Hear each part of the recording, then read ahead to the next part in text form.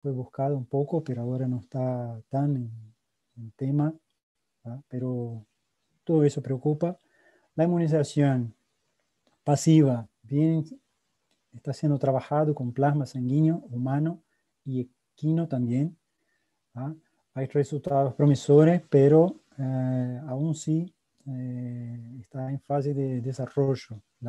Los que están más adelantados en fase clínica 1, ¿tá? Para inmunidad pasiva de equinos en Argentina. La activa, eso ya viene acelerado, es lo que vamos a abordar hoy en su mayoría, viene acelerado y conseguimos lograr resultados muy expresivos en poco tiempo, ¿tá? Y la terapia antiviral se intentó de varias formas, con varios medicamentos. Se intentó la reposición de fármacos, que justamente fármacos conocidos y aplicados a la COVID, pero pocos lograron resultados que fueron buenos. Y aún sí, la perspectiva no son de corto plazo. Aún falta muchísimo para llegar a esa parte, pero creo que igual debe continuar porque seguramente eso va a seguir un poco más y tenemos que tener más alternativas para el combate. Bueno, las medidas de prevención, básicamente lo que tiene funcionado, eso muestra más o menos el impacto que tiene, ¿no? La reducción de movilidad y la escala que estamos hablando de la transmisión y del contagio. Es un impacto muy grande en esas medidas y eso ayuda desde el punto de vista de mantener la población y ganar tiempo para justamente estudiar las vacunas, los medicamentos y todas las estrategias posibles, ¿ah? Sin las mascarillas, sin el distanciamiento social y sin el confinamiento, ¿no? Las restricciones principalmente de temas que son de movilidad humana, no hay como lograr un resultado mejor en poco tiempo, ¿tá? Entonces esas medidas van a seguir por un tiempo y más tarde, si queréis, discutimos un poco más sobre eso. Bueno, el objetivo básico, ¿no? Principal de la inmunización artificial es justamente generar anticuerpos de la clase apropiada, eso depende de cada enfermedad, ¿tá? Pero básicamente vamos a estar hablando de formación de anticuerpos tipo IgG y formación de memoria inmunológica para que justamente tengamos un tiempo largo de expresión y de mantenimiento de la inmunidad en personas y para que eso logre bajar los niveles de contagio y contaminación de la población en general. Entonces la idea principal es justamente generar epítopos que sean relevantes, estudiarlos, procesarlos y seguir de qué forma que estos componentes consigan estimular al sistema inmune y que eso pueda prevenir la infección por el virus salvaje por seguidas veces, ¿tá? Entonces, básicamente, las infecciones virales son diseminadas de forma sistémica, por ejemplo, por la sangre u otros fluidos corporales, la inmunidad atribuible al anticuerpo IgG. Y las infecciones virales localizadas, la inmunidad atribuida al anticuerpo IgA, ¿tá?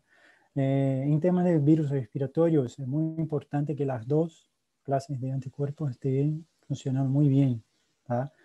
Del punto de vista de transmisión, es muy importante, y desde el punto de vista de diseminación por dentro del sistema, del organismo humano en general, ¿tá?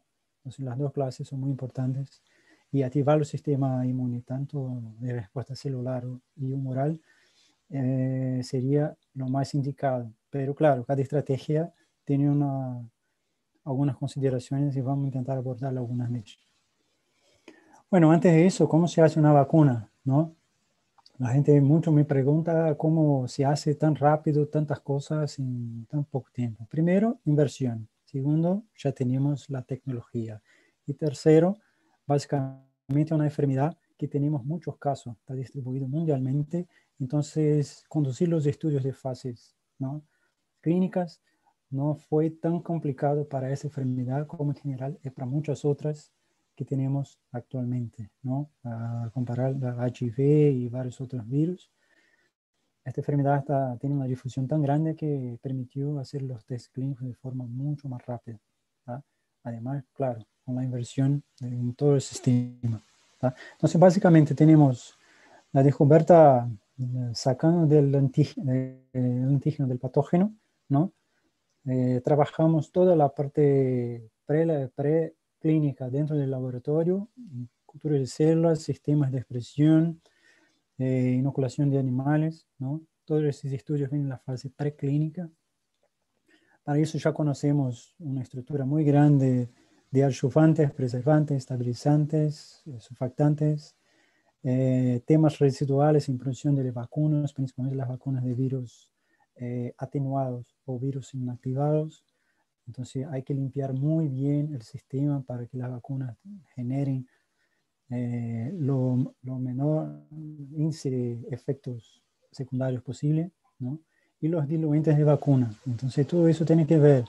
Imaginar que esos test llevan muchos meses, pero igual lleva mucho trabajo laboratorial previo. Entonces, si los sistemas, ¿no? La plataforma de vacuna ya es conocida y ya tiene todos estos otros parámetros bien establecidos, queda un poco más fácil, no es decir que es fácil hacerlo, pero queda un poco más fácil entender cómo eso llegó tan rápido a los resultados que tenemos hoy.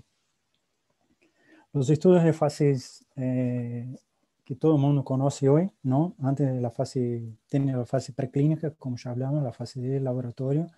Después de eso entra la fase de prueba en humanos. Y esa fase de prueba en humanos, primero, la fase 1 son un número pequeño de personas. En general son adultos, jóvenes, saludables.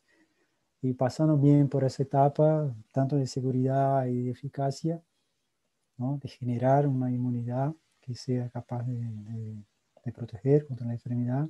Eso va pasando para la fase siguiente, fase 2, que ya se aumenta un número grande, un número mayor de personas, otros grupos, en general ya se incluyen los grupos que son de riesgo o de interés para las vacunas, ¿tá?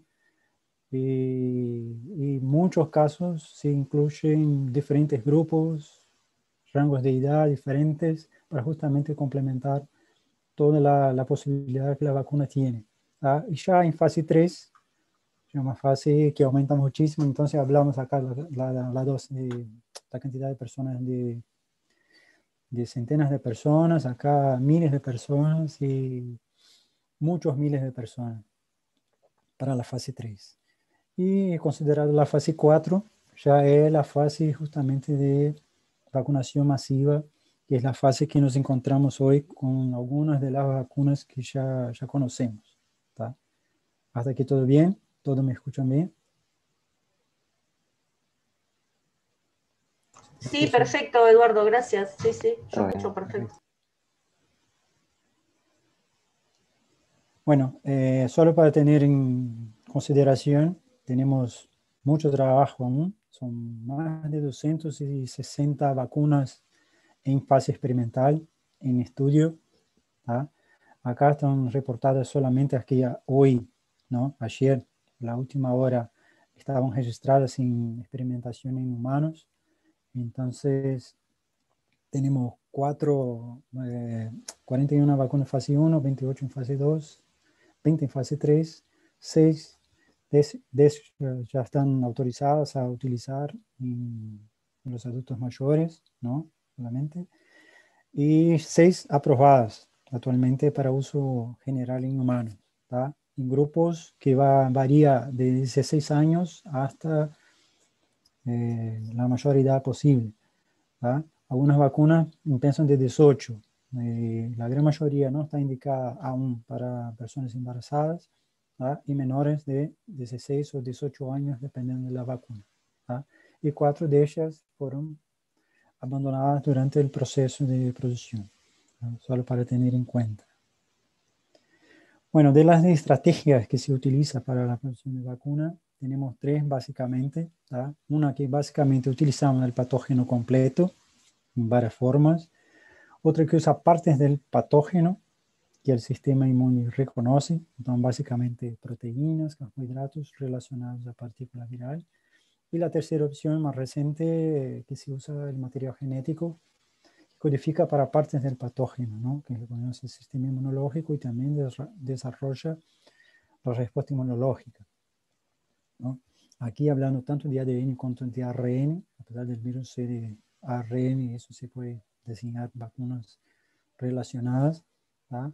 Las proteínas virales tienen varios tipos. Acá todo el mundo ya conoce la Spike, ¿no? La proteína de ligación principal del virus. Para ahí están casi todas las vacunas, están, el objetivo principal son esas proteínas.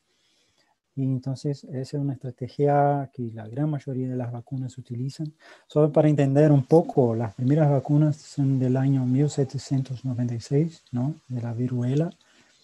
Entonces hay tecnologías que están ahí a más de 70, 50 años, ¿no? Con una experiencia en esta parte inicial que es justamente que vamos a hablar ahora, que son utilizando el virus completo. ¿tá? Y hay tres formas básicas que el virus inativado puede ser inativado con procesos químicos o físicos, básicamente la capa proteica viral que existe. ¿tá? Eso desde el punto de vista, no hay replicación viral, entonces no hay como una vacuna de este proceso de provocar una enfermedad, ni que sea cerca de aquello que es la enfermedad real. Entonces eso se discute mucho en la población común. Siempre pregunta que quedó enfermo porque tomó la vacuna, pero la gran mayoría que recibió las vacunas inactivadas, por ejemplo, no hay cómo pasar por eso. ¿tá? Las vacunas de virus inactivados, atenuadas, perdón, que son justamente partículas que se usa o modelos de virus similares, modelos muy próximos a ellos, de la misma familia, modelos animales, o virus que se hacen pasajes en cultura de célula para que se perca la capacidad de infección, pero que aún sin consiga mantener una replicación basal y estimular el sistema inmune. La replicación en general es muy lenta, eso permite al sistema inmune generar una respuesta potente sin que tenga la posibilidad de infección. Y por último, en este modelo de estrategia de virus entero, son las vacunas de vector viral que hoy tenemos, básicamente para algunas enfermedades que se estudia, y utiliza un virus en general inofensivo, un virus conocido, totalmente caracterizado, y se utiliza partes del genoma del virus que es objetivo. En este caso, el SARS-CoV-2, se utiliza la misma, una parte genética de la espícula, del spike, para componer una parte de esta estructura viral, pero aún sí hay dos formas y ya vamos a hablar sobre eso. Entonces, un virus que conocemos, que se hace cambios genéticos y se introduce, ese virus sirve como un vector para una proteína, para ¿no? la molécula que va a generar y producir esa proteína dentro de nuestras propias células. Bueno, la vacuna de virus inactivada en general se usa para muchos patógenos virales y bacterianos. Se usa mucho la capacidad que tiene el sistema inmune reconocer todas las estructuras virales, pero de forma, como ya hablamos, no hay capacidad de montar la enfermedad en sí, no hay esa forma. El enfoque de tecnología sí, tiene como capacidad un escalado razonable de producción después que se genera, ¿no? La capacidad productiva en laboratorio. No son tan baratas desde el punto de vista inicial de producción, pero son seguras y muchas vacunas ya se utiliza con esta proporción, con esta tecnología, vacunas conocidas como la gripe, la polio de Salk, ¿no? Para iniciar el proceso sí requiere instalaciones de nivel 3 para operar con los virus, ¿no? O las bacterias de manera bastante segura. Y el tiempo de producción en general es mucho más largo que las otras vacunas que vamos a hablar posteriormente. ¿tá? En general también la forma de inmunización requiere más dosis que los virus atenuados y que las otras vacunas de virus de vector viral. ¿Tá? La vacuna atenuada, ya hablamos, nada más es que un virus que tiene una capacidad de replicación mucho más limitada en el hospedador, que somos nosotros, y esa forma estimula el sistema inmune sin que provoque la enfermedad en sí. Muchas vacunas conocidas con esa estrategia, sarampión, papel, rubéola, que está en los calendarios, varicela, el zóster, rotavirus, fiebre amarilla, la polio, ¿no? De uso oral. Entonces hay muchas vacunas con resultados muy importantes en salud pública que utilizan esa tecnología. Claro, la más conocida desde el principio, ¿no? Utilizando esta tecnología, entonces son consideradas seguras desde el punto de vista de administración, pero claro, eso depende de cada enfermedad y cómo eso se porta, ¿no? El desarrollo no es una plataforma única para todos estos virus. Para cada enfermedad, eso que hablamos, tanto la inactivada como la atenuada, específica para el patógeno y para la enfermedad que estamos hablando, ¿tá? Entonces, también ya conocemos la forma de escalado. No es un escalado muy sencillo, pero podemos lograrlo. Ya tenemos tecnología, producción, fábricas capacitadas para hacerlo. En general, estas vacunas, claro, no son indicadas a personas con sistema inmunológico comprometidos.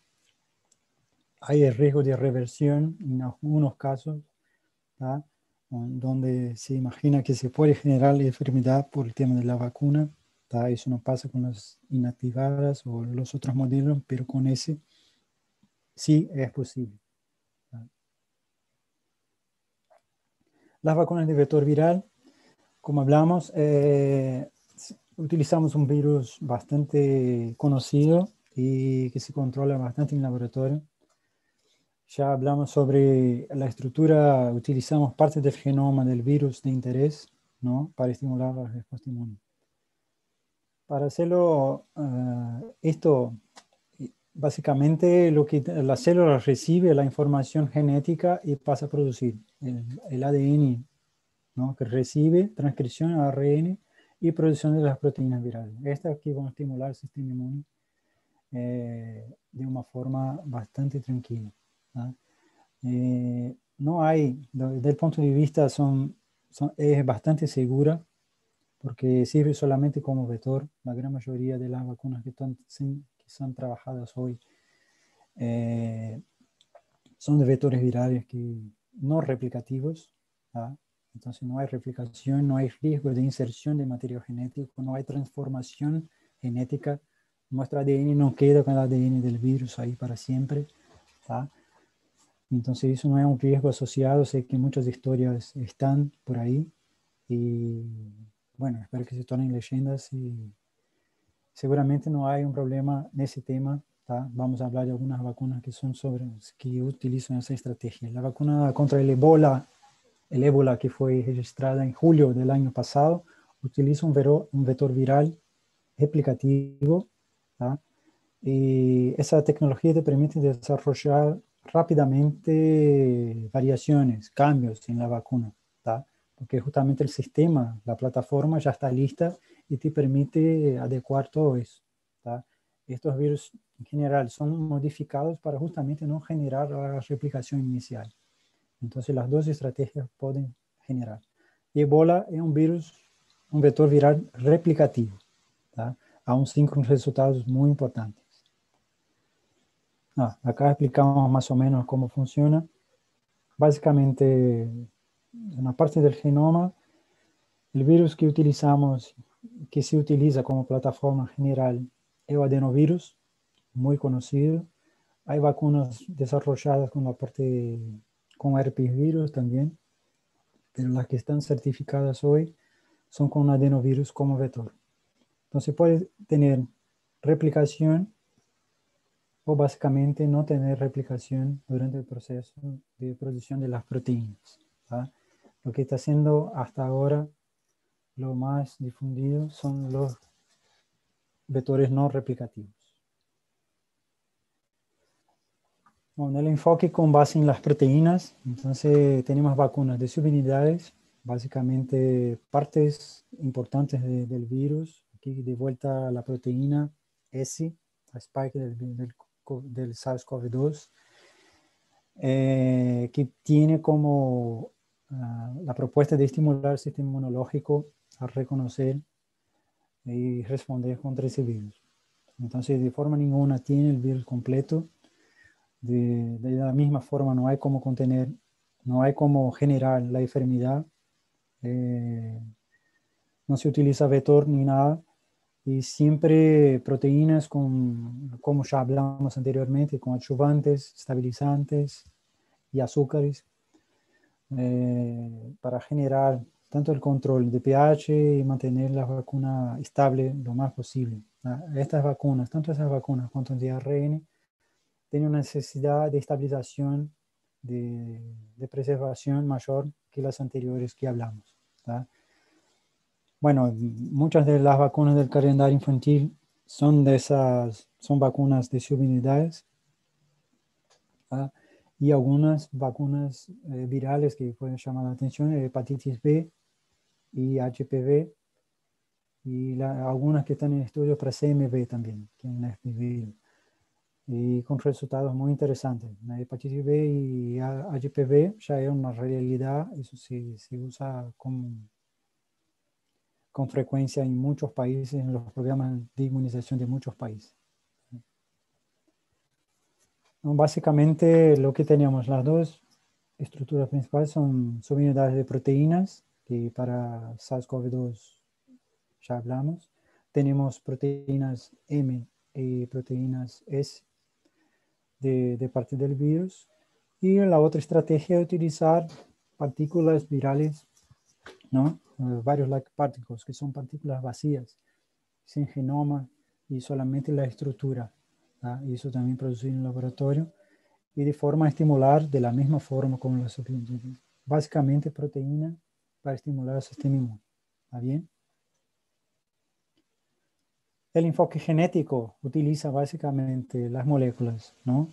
O una molécula de ARN mensajero, ¿tá? No tiene riesgo de infección, de vuelta a generar la enfermedad de ninguna forma. Se utiliza parte del material genético asociado a una estructura de expresión que será utilizada en nuestro propio maquinario celular. La propia célula será la fábrica de la vacuna específicamente. Entonces nuestro cuerpo va a producir la vacuna y a partir de ahí estimular el sistema inmune de una forma cerca del natural. ¿tá? Entonces sí puede ser, hay tecnologías de ADN y de ARN, las que están más adelantadas son de ARN, pero básicamente el sistema es lo mismo, generar la expresión de proteínas específicas dentro de nuestro sistema celular. ¿tá? De ADN hay que hacer algunas otras etapas, que significa la electroporación durante la aplicación de la vacuna, para que justamente permita la entrada de ADN con facilidad al núcleo celular, pasar justamente por las membranas y células. Ya es de ARN, tiene una facilidad más grande, que actualmente utiliza una plataforma, una tecnología de ARN mensajero y dentro de nanopartículas con lipídios recubiertos en la nanopartícula. Son estrategias que en general fueron desarrolladas para enfermedades como cáncer y enfermedades genéticas y que están siendo aplicadas para la COVID y mostraron resultados muy, muy buenos. ¿tá? Entonces, claro, todos ya conocen las vacinas de Pfizer y Moderna. Y es un resultado de un tipo de tecnología que viene siendo aplicada a eso. Hay otras vacunas en desarrollo, la gran mayoría de las vacunas de ADN aún no llegaron a la fase 3 y tenemos muchas vacunas de subunidades, de unidades de proteínas también en fases 1 y 2 en desarrollo. ¿tá? Aquí una base de comparación, nosotros ya hablamos sobre varias de esas vacunas. Acá tenemos el número en qué fase están las vacunas de ARN Lo que importa es que actualmente tenemos algunas que ya están liberadas para utilización, que son de ARN, de vectores no replicativos, virus inactivados y subunidades de virus, ¿no? Con virus-like particles. La verdad es un híbrido entre las dos. Un número enorme de laboratorios trabajando con eso. ¿Tá? Acá son las fases, como nosotros ya teníamos mencionado, el número de fases y lo que constituye cada fase y para qué sirve. Actualmente la Pfizer fue licenciada en Brasil y Estados Unidos, entonces son vacunas ya reconocidas, no son más candidatas a vacunas como la gran mayoría de estas que están en desarrollo, ya son una realidad y ya están ampliamente difundidas y siendo utilizadas por muchos países. ¿Tá? Entonces, en cuestión de tiempo, la recomendación va mejorando con los resultados justamente de la fase 3 y ese inicio de fase 4 para las vacunas. Bueno, hablando de los virus inactivados, conociendo un poco más de las vacunas, tenemos la Sinovac, la CoronaVac, como es conocida. Ella es un virus inactivado.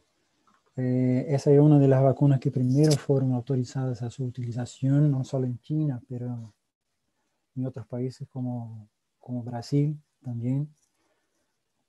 Muchos laboratorios en el mundo están utilizando, muchos países en el mundo están utilizando esta vacuna también como alternativa al proceso por la velocidad y por la capacidad que tiene de protección.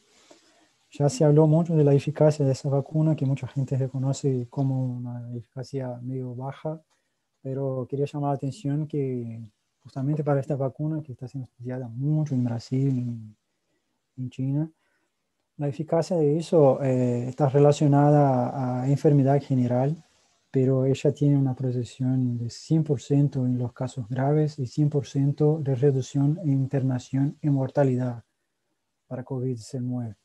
Entonces ella tiene resultados prácticos muy buenos para la salud pública. No hay que pensar que ese 50% sí o no, una moneda para vivir o morir, no. Significa decir que cada dos que quedarían enfermos, uno no quedará más enfermo de ninguna forma y la gran mayoría ni va a llegar a atención médica, ¿verdad? De ninguna forma, son casos blandos. Estas vacunas están en fases de ensayo para las variantes genéticas, ¿tá? Que preocupan actualmente, la variante inglesa, la sudafricana y dos variantes brasileñas. Entonces, vamos a ver cómo eso pasa desde el punto de vista de prevención y protección contra variantes. Sabemos que hay muchas variantes circulando, pero las vacunas en sí no permiten cambios tan rápidos, ¿no? Entonces vamos a ver cómo eso funciona. Hay otras dos vacunas en fases 3, la Sinopharm y la Covaxin indiana. Esas ya también están en estudios con fases de la Sinopharm ya con las variantes genéticas. Eso es muy importante. Puede ver que la gran mayoría de esas vacunas no tiene problemas de acondicionamiento. Se queda fácil en heladera o freezers normales. Entonces esa tecnología bastante amigable con los países que no tienen condiciones de abarcar tecnologías más complicadas de preservación. La Covaxin, yo la llamé atención acá porque justamente Brasil está intentando comprarla ahora, pero aún sí falta los estudios de fase 3 que no están publicados. Entonces no comprendo muy bien cuál es la estrategia por detrás de una vacuna que seguramente igual a muchas otras está en fase 3. Sin resultados de fase 3, digo, la gran mayoría. La que todos se utilizan hoy ya tiene resultados publicados y confirmados de fase 3.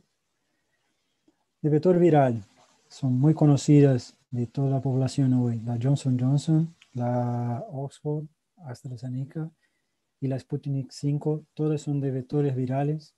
¿tá?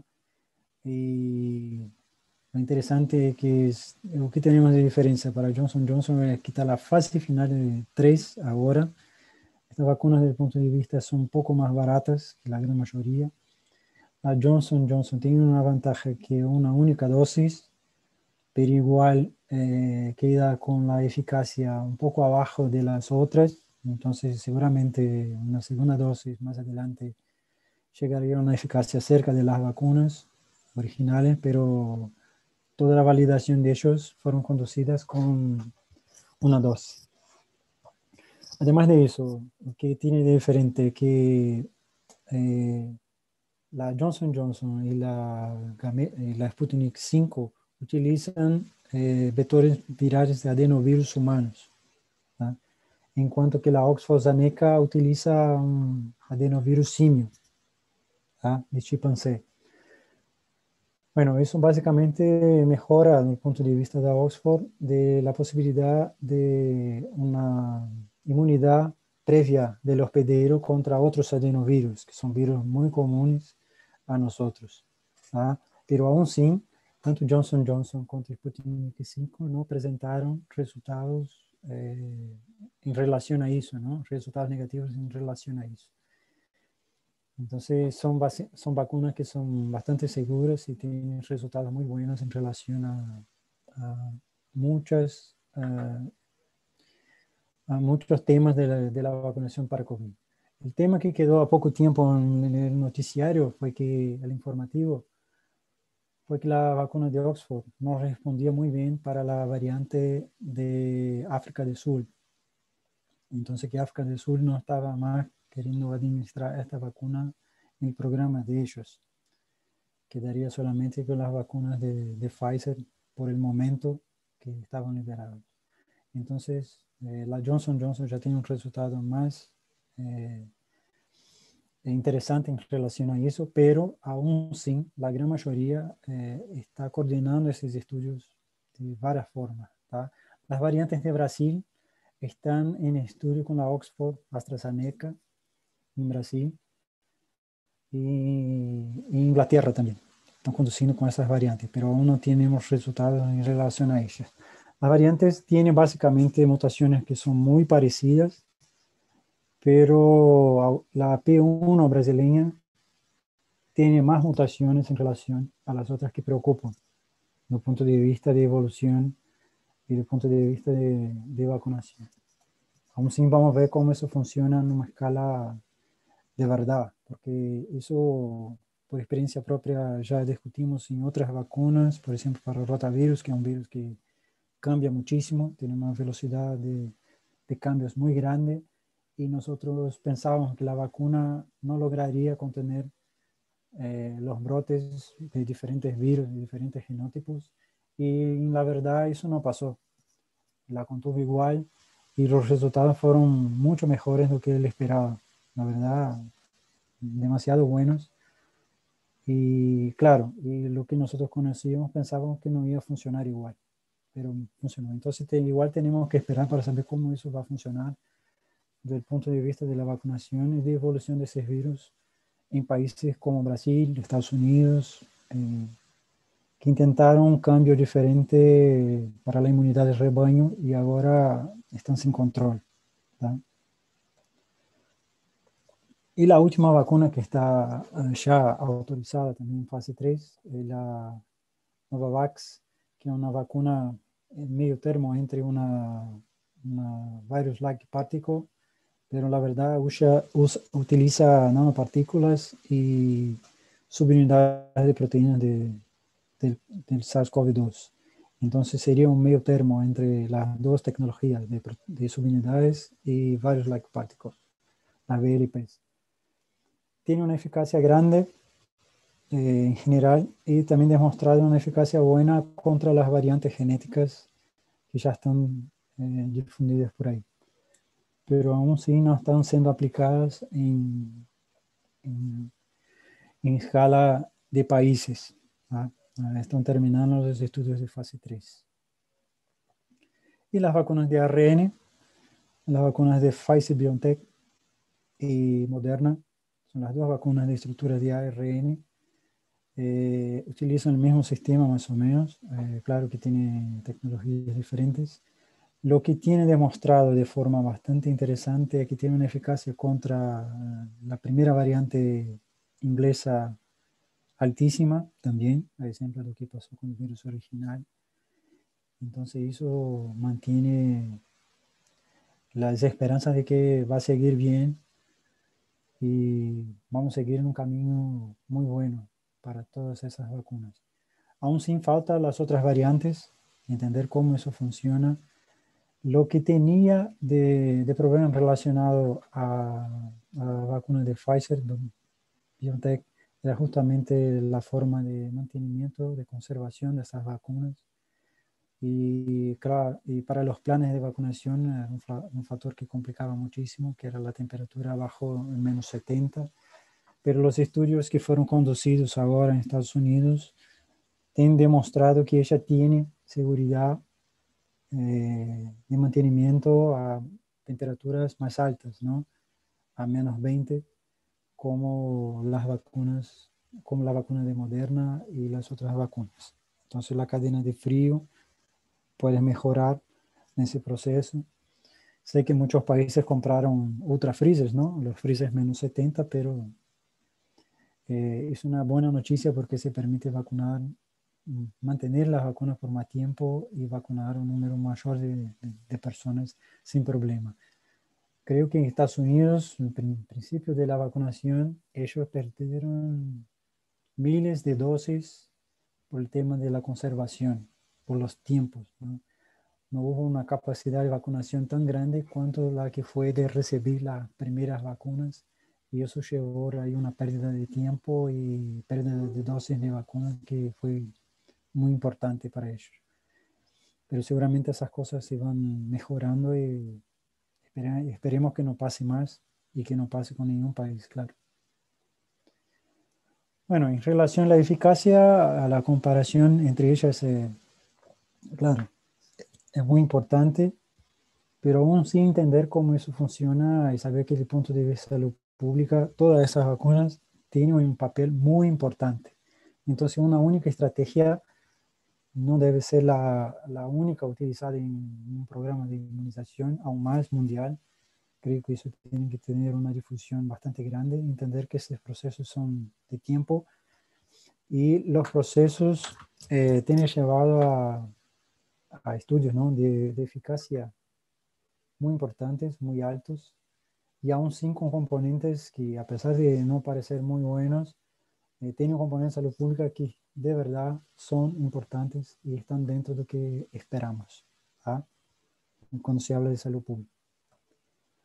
Solo para tener una idea, siempre se busca una comparación entre entender cómo funciona. Hoy la gran mayoría piensa que todas las vacunas tienen que ser 99%, 100%, pero no es así. Solo para tener una base de comparación con una influenza, que es un virus que es sazonal y todos los años tenemos que pensar en las vacunas que estamos utilizando. La última, aquí, sí, la última vacuna, los últimos estudios de eficacia de la vacunación para influenza, para gripe de forma mundial, llegó a los niveles de 45, 44, 45%, ¿tá? De eficacia. Aún sin con un impacto muy grande en salud pública y reducción del número de casos y contención de la mortalidad por esa enfermedad. Entonces, entender que ese proceso puede variar a lo largo de los años y de las estaciones, y aún sin tener un impacto grande en salud pública y permitir que eso sea utilizado. Entonces, vamos a ver, esperar que, claro, son virus que tienen una capacidad de mutación muy grande y el impacto de la vacunación son siempre esperados que tengan una eficacia menor.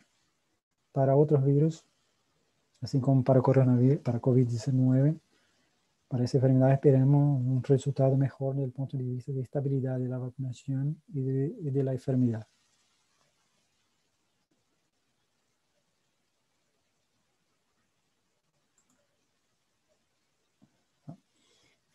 Y solo de curiosidad, para mostrar cómo fueron feitos varios de los estudios ¿no? De fases durante toda la fase de producción, de estudio de esas vacunas y como candidatos a esas vacunas, y mostrando la importancia que tienen los estudios a lo largo plazo. Quería llamar la atención para el número de personas utilizadas en el estudio, ¿tá? Y pasan de los 30 a 40 mil personas para estudios de fase 3 ya. Y eso permite tener una seguridad muy alta para todo lo que estamos hablando en relación a los efectos secundarios y la eficacia de las vacunas.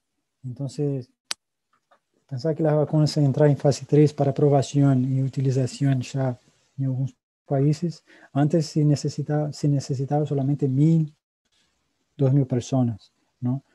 Y ahora están haciendo estudios mucho más completos, con mucho más variables atendidas en mucho poco tiempo. Eso permite una seguridad muy grande en los resultados y también permite entender cómo funciona mejor la vacunación masiva para ese proceso, ¿tá? Aquí la Johnson Johnson, que es la vacuna que está ahora siendo aprobada para utilización de forma emergencial en la mayoría de los países. Acabo de llamar la atención para unas vacunas que en principio generaron, desde el punto de vista científico, alguna discordancia porque fueron autorizadas la utilización en China de forma anticipada en personal de la salud, en personal de seguridad, y eso no estaba siendo considerado, no es considerado para muchos la forma tradicional de se hacer los trials de vacuna. Y tanto en Rusia como China, eso fue un factor que perjudicó el andamiento y el conocimiento de los resultados finales por mucho tiempo, ¿tá? Solo para ver que ahora ya tenemos ese un sitio web de la Organización Mundial de la Salud que hace todo, compila todos los datos de hoy, ¿tá? Son los últimos datos que están publicados en la página. Entonces, en fase 4 ya tenemos 4 vacunas, justamente las vacunas de Oxford, la vacuna de Sinovac, Coronavac, y las vacunas de Pfizer y Moderna. Son 2 vacunas de ARN, una vacuna inactivada y una vacuna de vector viral. Estas 4 ya entran en fase 4, significa la autorización. Pfizer ya consiguió la licencia de comercialización de vacunas, entonces mostrando que los resultados son bastante importantes. Bueno, de esas dos, de todas esas vacunas que hablamos, la Pfizer y la Coronavac de Sinovac están en Uruguay hoy, ¿no? Como forma para los programas de vacunación de Uruguay. Entonces lo que tienen básicamente, la gente pregunta, lo que tiene la vacuna, básicamente ARN modificado, ¿tá? Y justamente con la parte de ARN que codifica para la proteína S, la espícula viral. La vacuna también contiene lipídios en la capa de nanopartículas, ¿tá? O sea, como una grasa que estimula, no solo estimula, pero también protege la nanopartícula de forma a conseguir integrar, a llegar hasta el citoplasma celular. Esta vacuna, si todo el proceso se da dentro del citoplasma celular, no llega el núcleo celular. Entonces ya es un proceso pronto para los ribosomas celulares y producir directamente ARN mensajero y producción de las proteínas virales que van a ser expuestas y generar la respuesta inmunológica. Básicamente los componentes de las vacunas son todos relacionados a estabilizantes para justamente mantener el control del ARN y garantizar que todo funcione bien durante el proceso, no solo de transporte desde la vacuna hasta el citoplasma celular, así como el funcionamiento de la cadena de replicación, no replicación, perdón, de traducción en proteína. ¿Tá? O que eles utilizaram foi justamente sacarosa para mantener la capa de nanopartículas en la formulación de la vacuna. Entonces, grande parte de las reacciones que se puede tener, digo, reacciones secundarias, ¿no? A la vacunación, tiene que mucho que ver con este tipo de material, ¿tá? Y de ahí, claro, si hay alergias específicas contra cualquier uno de los componentes, eso hay que ser evaluado y no está indicado a personas que tienen alergia a ninguno de los componentes o cualquier tipo de alergia muy grave. No está indicado no solamente esta, pero ninguna de las vacunas anteriores que ya hablamos. Y la segunda es la vacuna de Sinovac, que nada más es que, como hablamos, es una suspensión viral, son virus inactivados. Ellos fueron inactivados de forma química y básicamente utilizan hidróxido de aluminio, que es uno de los adjuvantes más conocidos, son los pocos adjuvantes que son autorizados a se utilizar en Estados Unidos. ¿tá? Y eso permite, es una tecnología ya reconocida como forma de estimulación y bastante sencilla. Entonces, grande parte de todos los efectos secundarios que esperamos para estas vacunas son lo básico para cualquier otras vacunas que ya están siendo aplicadas desde muchos años en los programas nacionales de inmunización de todos los países. ¿tá?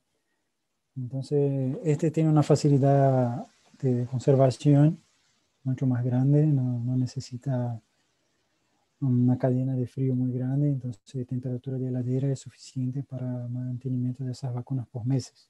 ¿tá? Entonces, desde el punto de vista de distribución, es mucho más fácil.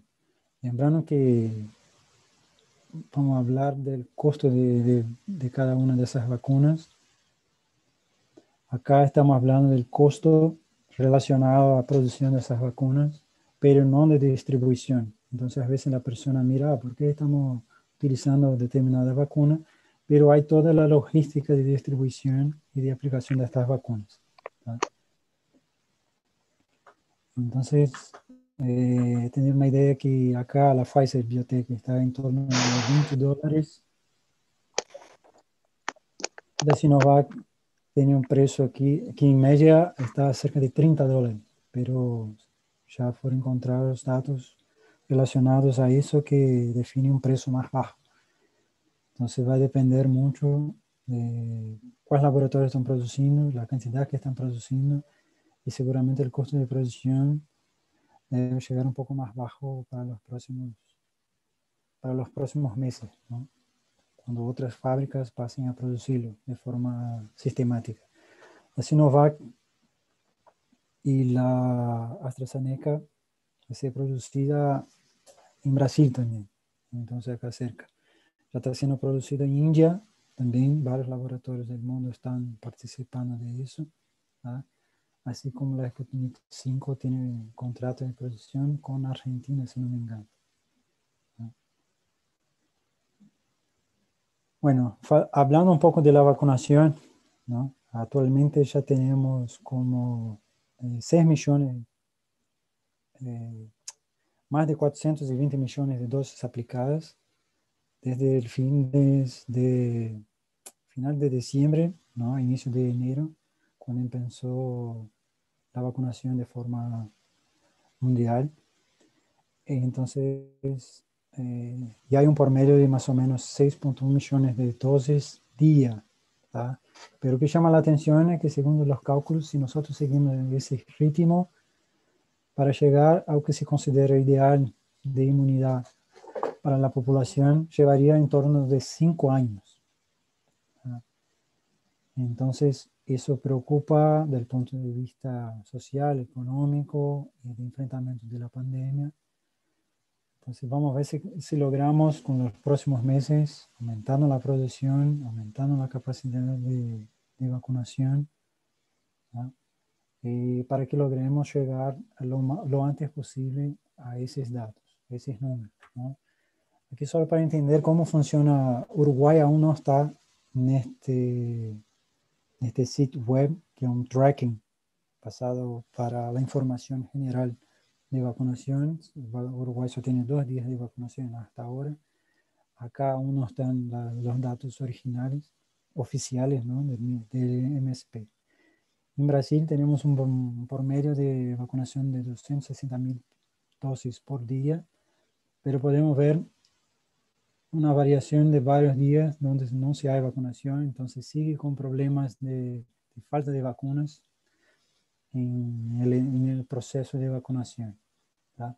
Aquí mostrando que lo mismo pasó en Argentina, ¿no? Que impensa el anuncio de la vacunación. Entonces eso depende de la logística de distribución que genera toda esa dificultad de entender y de cómo manejar los procesos dentro de cada país, ¿tá? Lo que muestra la gráfica original es que estamos aumentando, pero aún sin de forma lenta, la capacidad de inmunización nacional. Lembrando acá que son dosis aplicadas, ¿tá? No son personas vacunadas. Las personas solo son vacunadas dependiendo después de la segunda dosis. Eso tiene un impacto, por ejemplo, a Oxford. Lleva la segunda dosis, solo viene con 3 meses después. Pero igual la eficacia de la primera dosis es muy alta. Los demás, entre 21 y 28 días. Después de eso, pasado más unos 10, 15 días, es que esa persona en general es considerada vacunada, ¿tá? Entonces acá estamos hablando solamente de dosis aplicadas, ¿tá? No de personas vacunadas. Aquí solo para mostrar que en Uruguay empezó el día 1 de marzo y la vacunación de 16.505 personas. Y hoy los datos de 13.815 personas para el día 2 de marzo. Entonces vamos ahí con cerca de 30.000 personas más o menos en los 2 primeros días de vacunación.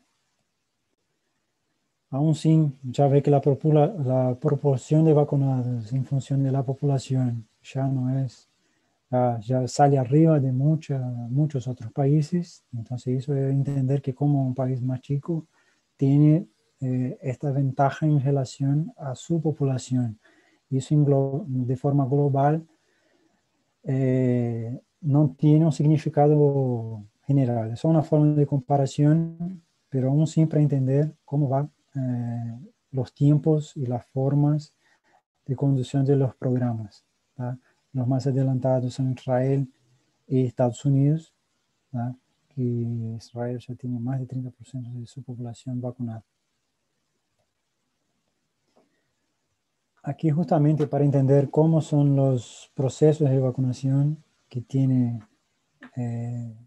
los temas de distribución, de producción y de aplicación para varios países. Uruguay aquí aún no entró, no tiene sus datos computados, que se tienen computados, pero son números tan bajos relacionados a otros países que no entran en el mapa de forma seriada, ¿tá?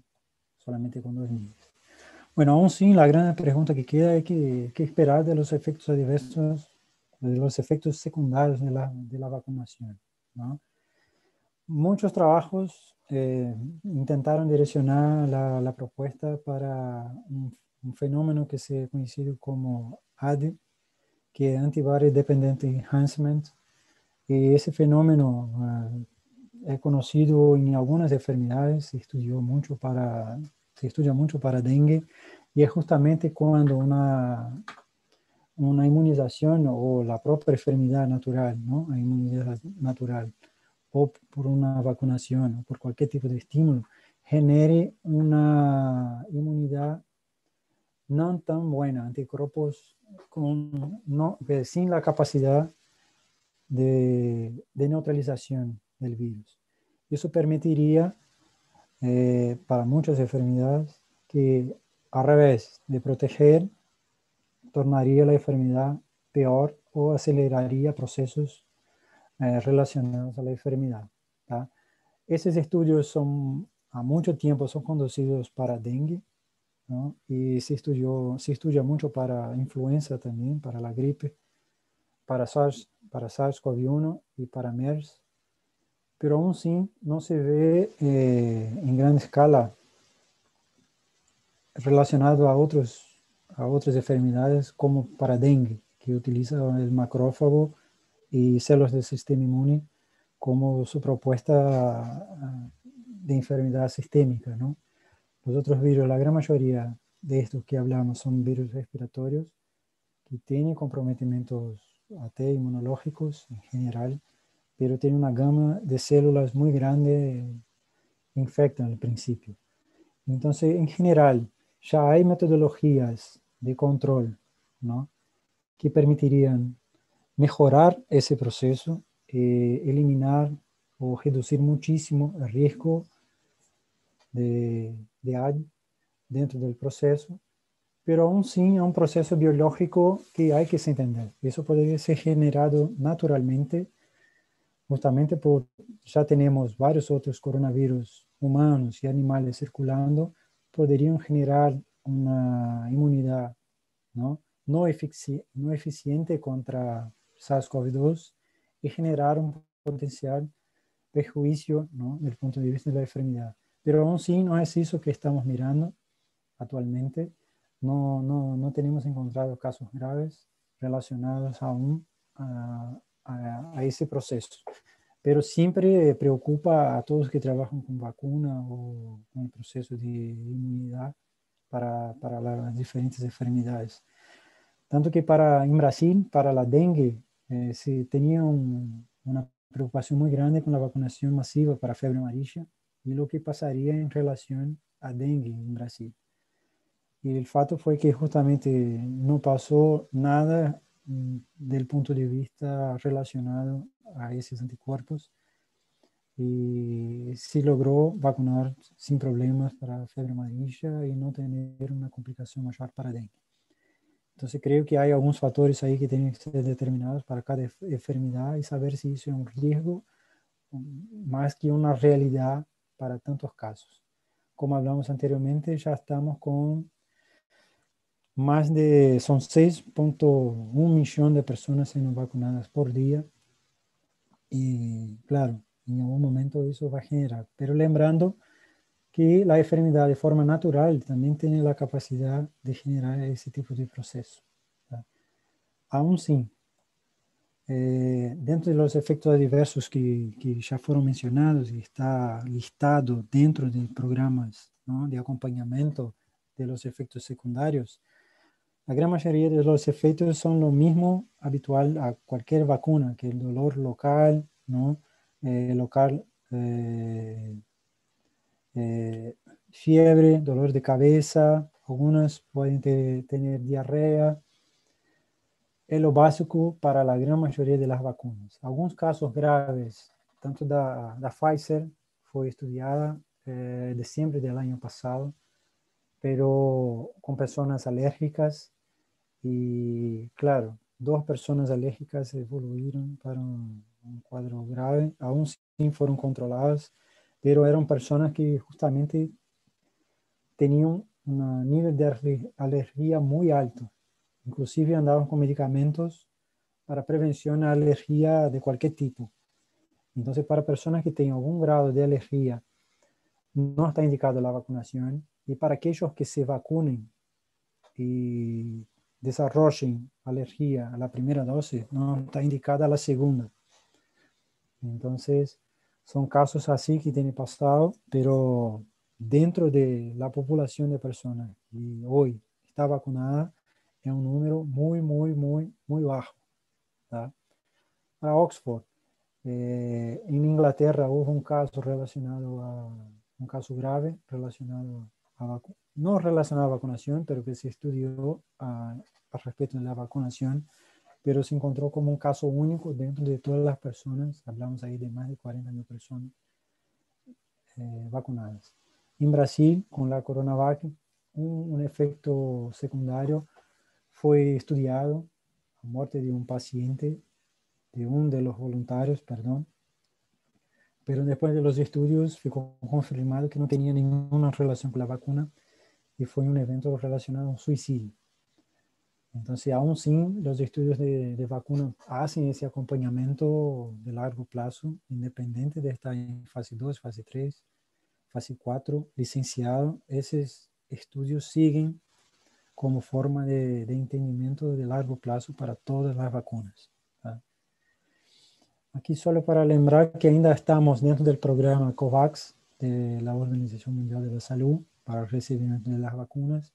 Hay listado hoy 9 vacunas dentro del COVAX. Entonces ya escuchamos en la tele, ¿no?, información sobre eso, que algunas vacunas vienen por ese proceso. No sabemos exactamente cuál. Fue hablado en la Oxford, AstraZeneca, para vir a Uruguay. Pero igual, porque una de esas podemos tocar durante el proceso, depende mucho de la producción y de la distribución de esas vacunas. ¿Tá? Entonces, entender que, claro, solo van a ser distribuidas las vacunas que están dentro de la fase 3 aprobadas. ¿Tá? Y aquí son la Moderna, la Oxford, la Novavax. ¿Tá? Están dentro de ese proceso. ¿Tá? Bueno, y la pregunta que hicimos luego en principio, ¿para qué usar la vacuna? ¿No? Justamente para entender que ese proceso es un proceso que no será único, no es la primera vez que pasa y seguramente no será la última. Y si no aprendemos con el pasado, tenemos que aprender ahora con el presente para justamente que el futuro, nosotros ya sabemos lo que tenemos por adelante. Y tenemos que pensar justamente en actividades, en procesos científicos, en procesos como sociedad, procesos como economía, para generar menos impactos a cada vez que eso pase, o responder de forma más coordinada y más rápida a problemas que pues, seguramente no estamos esperando. ¿Tá? Aún sin el futuro no está muy lejos del pasado. Aquí estamos hablando de varias pandemias que ya pasamos anteriormente. Entonces, nada de eso es nuevo. Las personas no se consiguen imaginar viviendo, utilizando tapabocas todo el tiempo, pero a inicio del siglo pasado ya hacíamos eso. Por lo que veo, vamos a seguir haciendo por más algún tiempo. E imaginar que la vacunación no elimina todo el proceso. ¿Ah? Ese proceso es lento, es gradual. No está garantizado que una persona vacunada no se enferme o que no sea capaz de contagiar otras personas. Seguramente el proceso de contagio puede ser mucho menor, ¿no? La infecciosidad, la capacidad de eliminación de virus puede ser mucho menor, pero aún sí existe. Entonces seguramente la prevención seguramente va a caminar junto con la vacunación y con varias otras estrategias para contener no solamente esa pandemia, pero con varias otras que vivirán en los próximos años ahí en el futuro. ¿Tá? Entonces, muchas gracias y a las órdenes ahí para alguna pregunta más. Buenísimo, Eduardo, muchas gracias. Muy completa, la verdad. Pila de cosas que yo no tenía ni idea. Y estoy seguro que casi todos los que estaban mirando les pasó lo mismo. Vamos a abrir una pequeña ronda de preguntas, tanto aquí en el Zoom como la gente que está en YouTube. Hay un pedido, Eduardo, de ahora si puede ser para cuando te hagan las preguntas, acercarte un poco más al micrófono porque no se escuchaba bien. Se escucha bajito, se escucha bien, pero con poco volumen. Entonces, bueno, si hay preguntas, a ver, levanten la mano o les voy a poner... O abran el micrófono nomás y hagan la pregunta. ¿Ustedes me escuchan bien? Perdón, Sí. yo tengo una pregunta. ¿Puedo? Adriana, dale, claro, sí. ¿Puedo? ¿Qué tal? Perfecto. Bueno, primero que nada, muchas gracias, Eduardo, clarísimo. Tengo una pregunta con respecto a la vacuna china de Sinovac, que además es la que probablemente nos va a tocar a la mayoría de nosotros. Lo imagino en un panorama de normalidad, sin tapabocas, con fiestas, con estadios llenos, ¿no? Entonces, yo digo, eh, o sea, tiene ese 50% de protección contra la infección. Por más que tenga 100% prácticamente contra casos de infecciones graves. Eso es para los que estén vacunados. Entonces digo, si lo imaginamos en un contexto, como te decía, de normalidad, con aglomeraciones y demás, uno pensaría que si hay mucha gente, una proporción importante de la población vacunada con la vacuna de Sinovac, el virus va a seguir circulando, en menor medida que ahora quizá, pero va a seguir circulando. Y entonces eso incrementa mucho el riesgo para los no vacunados, ¿no? Respecto a si hubiera mayor Pero proporción con la de Pfizer, por ejemplo.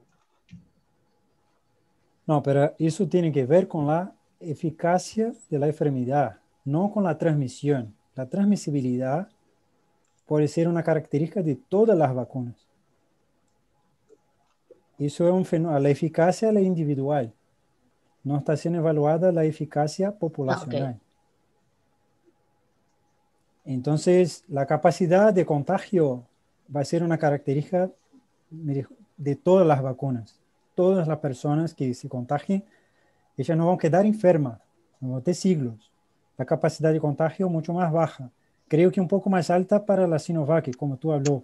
A eso me refería yo, claro, digo, eso, que la persona, por más que, claro, que no esté, es verdad, tomado en cuenta la capacidad de infectarse, yo pensaba eso, que la persona que sí desarrolla una enfermedad leve, o que una forma leve de la enfermedad, o por lo menos yo interpretaba eso, como que quizás tenga más capacidad, más posibilidades de transmitirlo, que si está vacunada contra una vacuna que tiene 95% de probabilidad de no producirle nada. Pero no sé, capaz que era un error mío. Sí, entonces es una forma de interpretación individual. La forma populacional, nosotros no tenemos aún esa información. Se imagina a muchos aspectos. O que conozco de la parte relacionada, por ejemplo, a influenza, a rotavirus, a otros virus que tiene en la vacuna, ¿no? Una eficacia menor. Eso no pasa, exactamente no pasa. Se reduce muchísimo esa capacidad en general, populacional, es muy bueno. Ah, ok.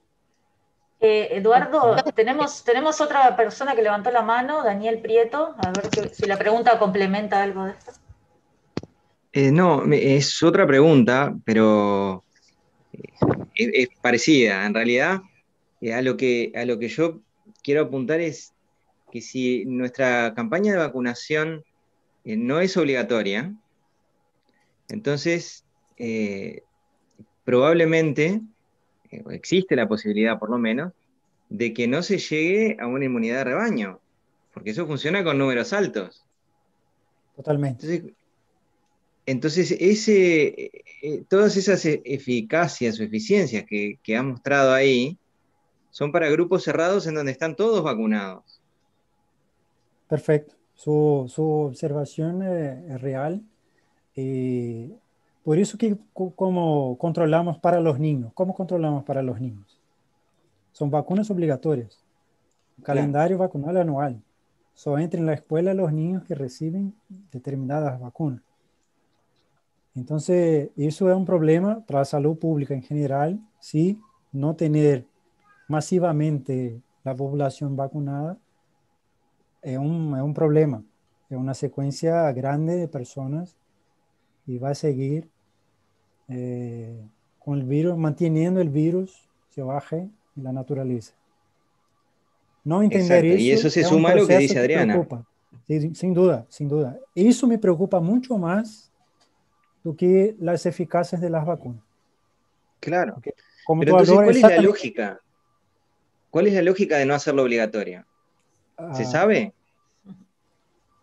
No, la verdad, sí, que mi cabeza es de salud pública, de prevención, salud pública, yo no comprendo eso como profesional de la parte de la salud o de un país, por ejemplo, no determina eso de forma obligatoria porque el sistema es colectivo.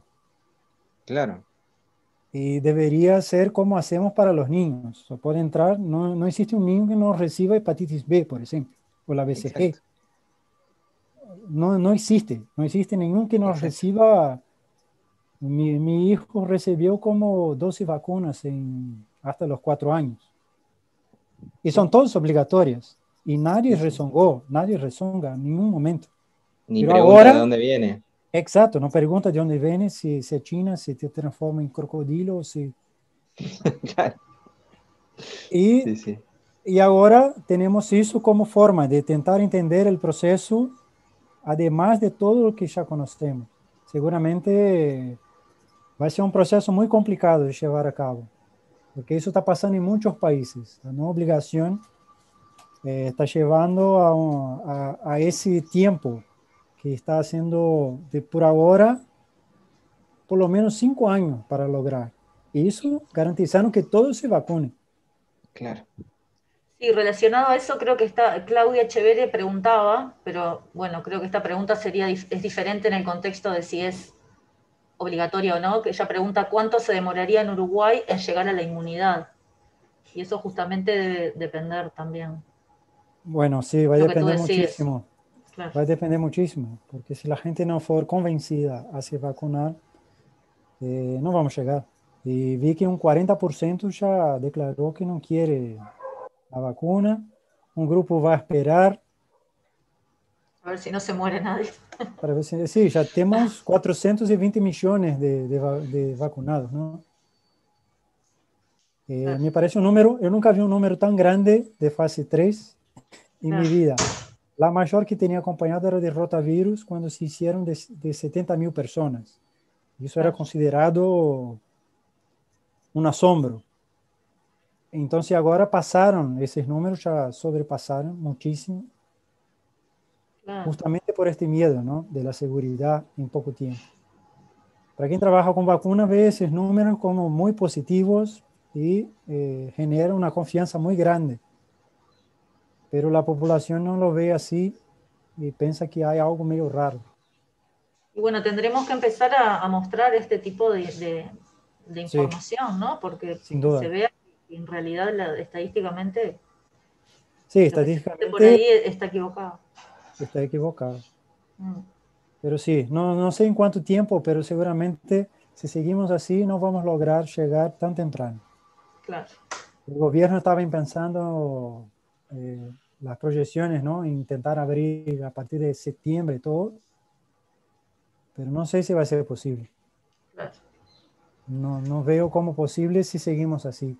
La idea era 30.000 días y ya tenemos 2 días que ya a la mitad no se va. Sí. 220.000 esperados para anotarse a vacunar, solo tenemos 40.000. Entonces, No hacemos patria. Creo que, a ver, no hay más preguntas.